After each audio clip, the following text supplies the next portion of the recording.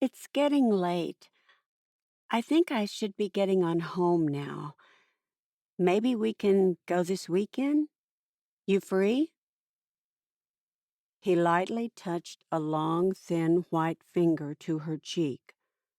I'll walk you home. You live close, right? That's what the bartender told me. She nodded, smiling, and she stumbled. Whoa, what's this? I only had 3 ales, and they weren't that strong. Maybe it was all those peanuts. He laughed, told her not to worry about it, pulled her closer, and walked her to her building on Hudson Avenue. He walked her up 2 flights of stairs, down a long, well-lit corridor. Give me your key. She knew you didn't give a guy your key, not a guy you just met, even though he was funny and really nice. It just wasn't smart. But wasn't he about her size? Didn't that make him safe enough? Elena was feeling really sick now, nausea churning in her stomach, sneaking up in her throat, and she swallowed, but it didn't help. She knew she was going to throw up, and she hated that. She tried to focus on getting inside and popping 2 Alka-Seltzer tablets in a glass of water from her bathroom sink, watching them dissolve. She gave him her key. When he helped her inside her apartment, she knew she wasn't going to make it to the Alka-Seltzer. She was going to throw up now. She pulled away from him, fell to her knees, and vomited on the highly polished oak floor of her small entry hall. She felt like her insides were churning backward, spewing out bile that would choke her. She huddled there, her knees drawn up to her chest. He knelt down beside her, laid his palm on her forehead. His hand felt warm and soft.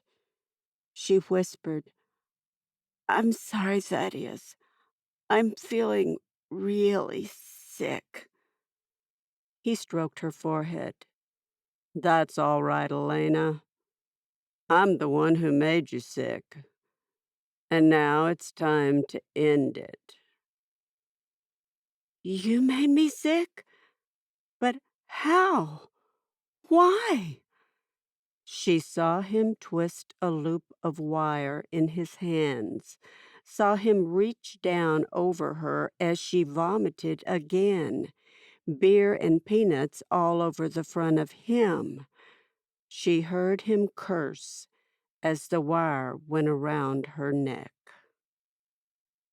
We didn't do so good, did we? Thomas Hudson said. They outsmarted us, but we had the firepower. They didn't do so good either. And don't say anything to Ara about the prisoner. He feels bad enough. He says he squeezed off before he thought. The ship was heading toward the blue hills and gathering speed.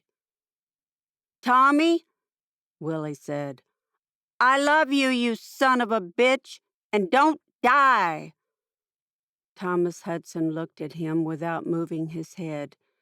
Try and understand if it isn't too hard. Thomas Hudson looked at him. He felt far away now, and there were no problems at all. He felt the ship gathering her speed and the lovely throb of her engines against his shoulder blades, which rested hard against the boards. He looked up, and there was the sky that he had always loved.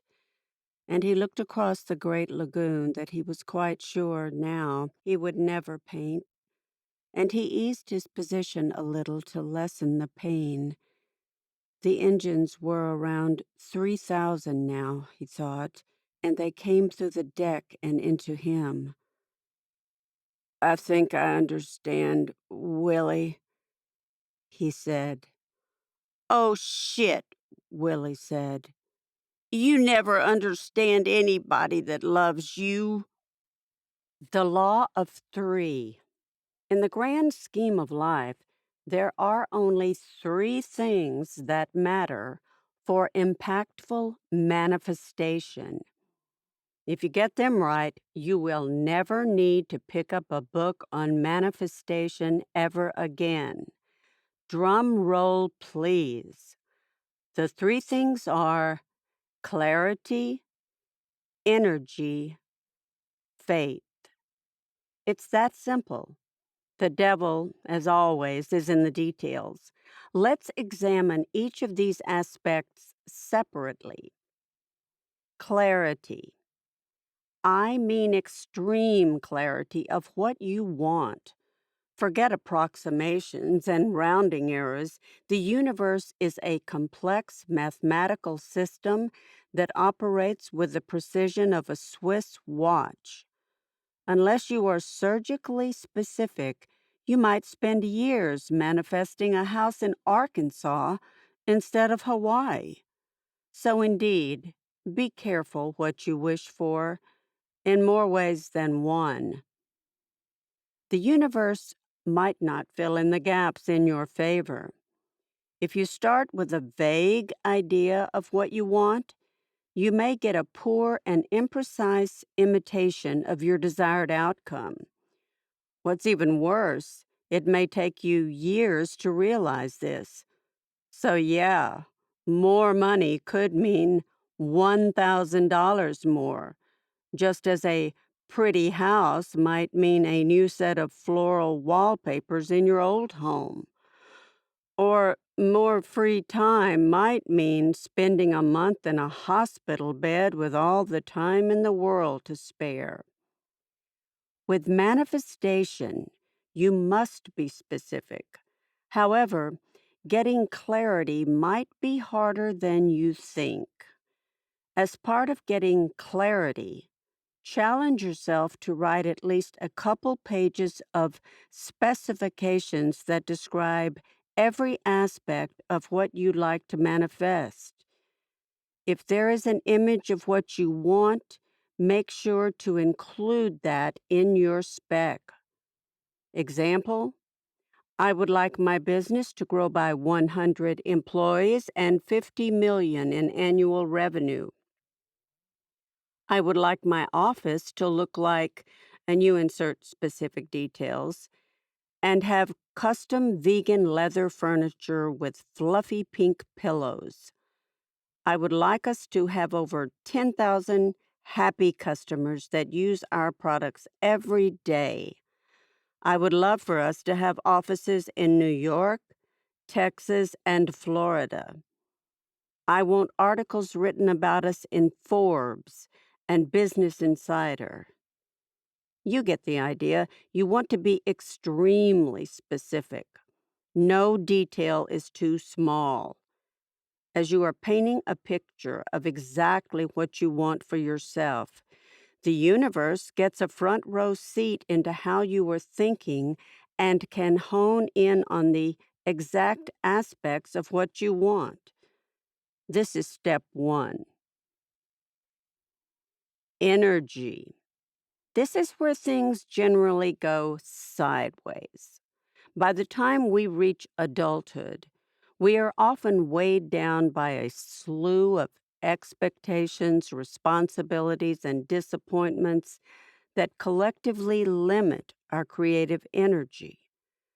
Think of your energy as your bank account that has a balance.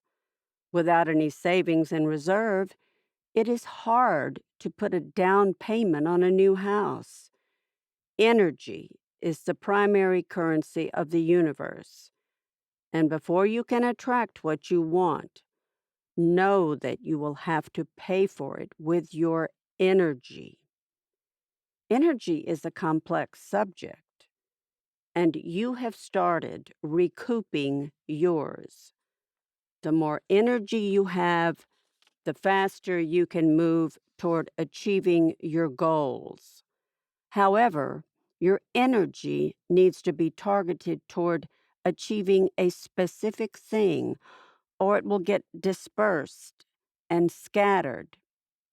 You will need the tools to direct your energy and fully align with what you are trying to achieve. And you will free your energy from any spots where it may be stuck and unable to serve you. Faith. Alas, this one requires true mastery. Our logical brains are wired to only believe things that we can find the physical proof of. But manifestation works in reverse. First, you have to believe, then you can receive. The challenge here doesn't lie in having faith once. It requires you to maintain faith for a prolonged amount of time, like a slow burning candle that cannot go out. Maintaining high levels of faith despite outside circumstances.